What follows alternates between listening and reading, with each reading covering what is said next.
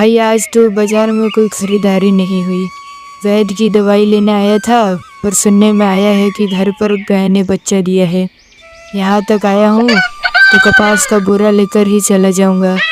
गाड़ी वालों में से कोई मददगार मिल ही जाएगा।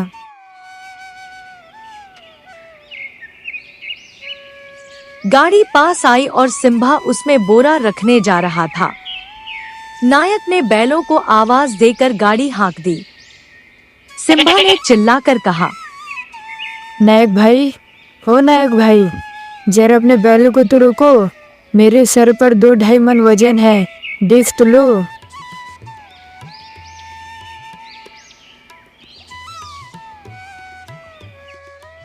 क्या करे सिम्भा भाई, ये बैल बहुत कमजोर हो गए हैं। अब ये इससे ज्यादा भार उठा नहीं पाएंगे। ऐसा कहते हुए नायक ने गाड़ी गांव की ओर हाँक दी। सिम्भा धीरे धीरे थके हुए कदमों से गाड़ी को जाते हुए देखते रहा। बैलों की कमजोरी का बहाना उसे अंदर तक कचोटता रहा। कपास का बोरा सिर पर लेकर सिम्भा बाजार से लौट आया। इस घटना को 1 साल बीत गया, पर यह घटना सिम्भा के दिल में सुई की तरह चुभ रही थी। इसी बीच नायक के पिता का निधन हो गया। गांव में कोई पढ़ा लिखा व्यक्ति नहीं था। किसी का पत्र आए तो सिम्भा ही पढ़ता। अशिक्षित गांव में सिम्भा ही पढ़ा लिखा था। सिम्भा का गांव में खूब मान था।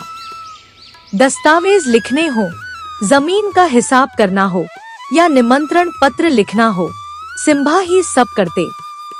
नायक ने अपने पिता की मृत्यु पर सिम्भा से कागज लिखने के लिए कहा। सिम्भा ने सोचा,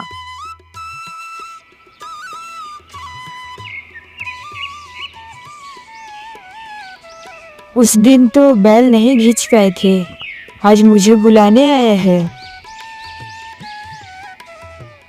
सिम्भा ने मन में ठान लिया कि आज इसे ठीक से सबक सिखाकर ही जाऊंगा।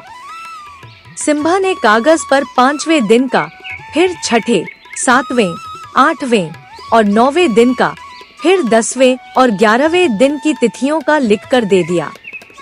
एक दिन का कर्मकांड 7 दिन तक चलता रहा।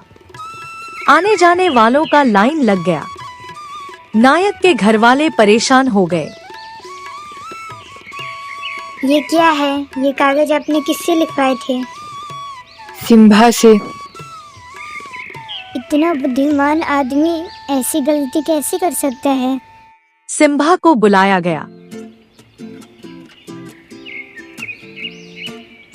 सिम्भा भाई, ये क्या लिखा है आपने?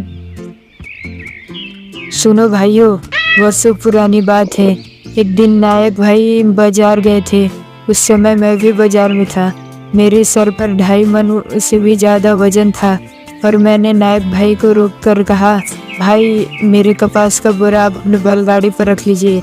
लेकिन नायक भाई ने इनकार कर दिया और ये बहाना दिया कि उनके बैल अभी बहुत कमज़ोर है। उसी बात मेरे दिल को कचोट रही है आज तक, इसलिए मैंने ये सब किया। मौत सबके हिस्से की आती है, लेकिन इंसानियत बनाए रखना चाहिए। उस बात के लिए मुझे माफ़ कर दीजिए, मुझे अपनी गलती समझ में आ गई। यह सुनकर नायक की आंखें शर्म से झुक गईं। उसी दिन से उसकी अक्ल ठिकाने आ गई।